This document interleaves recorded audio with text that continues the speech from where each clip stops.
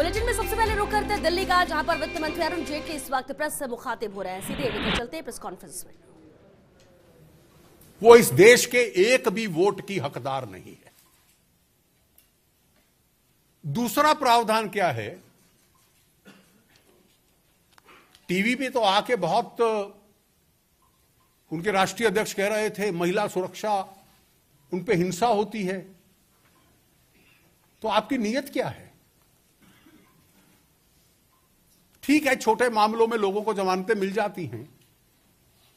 Manifesto में लिखा है उसी पेज पे कि सीआरपीसी को बदला जाएगा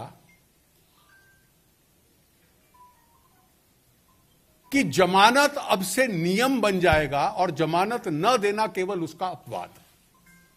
तो कोई आतंकवादी, टेररिस्ट, बहुत बड़ा क्रिमिनल, यह तो न्यायपालिका का फंक्शन है।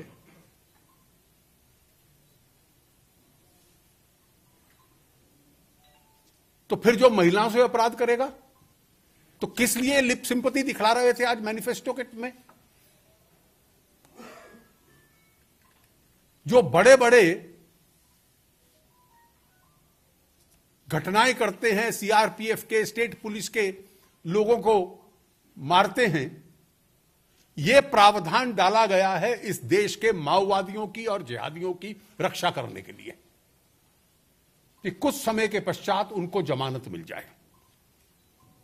तीसरा कहा गया, यह बहुत विचित्र है, कि हम armed forces special powers act को अमेंड करेंगे और रिव्यू करेंगे और कुछ ऐसे प्रावधान बनाएंगे जिसमें सैंक्शन की आवश्यकता नहीं है। मित्रों, यह armed forces special powers act क्या है? इस देश में दो कानून हैं। एक है डिस्टर्ब्ड एरियाज एक्ट, कि जहां पर इंटरनल सबवर्शन हो रही होती है उसको डिस्टर्ब्ड एरिया घोषित कर देते हैं। उन एरियाज पे armed forces of the union, जिसमें सेना भी आती है, एयरफोर्स भी आती है, नेवी नहीं आती क्योंकि नेवी कभी डोमेस्टिक ऑपरेशंस में नहीं होती। इसके अलावा CRPF, BSF, CISF, Assam rifles, ये सब सेंट्रल फोर्सेस आती हैं। अब जहां जहां इंसर्जेंसी और आतंक होता है और वहां डिस्टर्ब एरिया होता है, तो कोई किसी आर्म्ड फोर्सेस के, सेना के किसी अधिकारी के खिलाफ क्रिमिनल केस डालना चाहता है, वो अपनी जिम्मेवारी निभा रहा है, इसलिए तो उसको सरकार की सैंक्शन लेनी पड़ती है। It's essentially a sanctioning law. कुछ और प्रावधान भी। अब इन्होंने कहा कि अगर आरोप ये होगा कि मान लो किसी ने टॉर्चर कर दिया या किसी ने किसी महिला से बदसलूकी की या किसी ने चोरी कर ली, तो सैंक्शन नहीं होगी। बहुत सरल दिखता है। मैं इस विषय के साथ बहुत वर्षों से संबंधित रहा हूं और जब कांग्रेस की पार्टी सरकार में थी और उस वक्त जब चिदंबरम साहब गृह मंत्री थे और वो उसकी वकालत करते थे कि इसको डाइल्यूट किया जाए, तो सारी सरकार, कांग्रेस की भी उसका विरोध करती थी।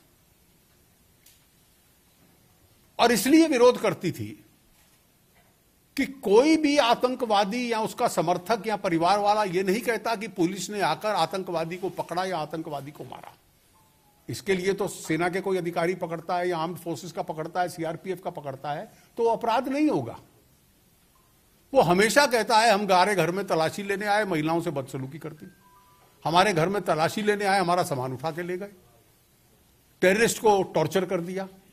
तो जैसे ही ये आरोप लगेगा तो सब सेना के अधिकारियों के खिलाफ क्रिमिनल लॉ में मुकदमे चल रहे होंगे, कोई सैंक्शन की जरूरत नहीं। और जिस प्रकार की व्यवस्था कुछ ऐसे इलाकों में है, घाटी में विशेष रूप से, वहां तो एक जज चुनाव लड़ रहे हैं जिनका चुनाव का प्लैंक यह है कि मैंने फैसला दिया था कि 370 जो टेम्पररी प्रोविजन है वो परमानेंट है। ये परिस्थिति है। एक इसलिए भारत सरकार ने कांग्रेस के जमाने में भी और एनडीए के जमाने में भी एक प्रक्रिया बनाई थी कि जितनी कंप्लेंट्स आएंगी एक रोबस्ट मैकेनिज्म होगी, उसमें से सही अगर कोई है तो सजा देनी चाहिए फिर अधिकारी को, किसी ने सचमुच में बदसलूकी की है।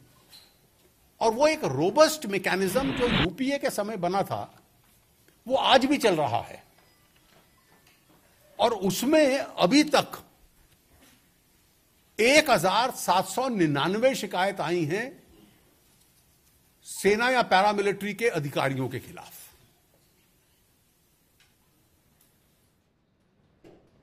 तो प्रेस से मुखातिब हो रहे थे वित्त मंत्री।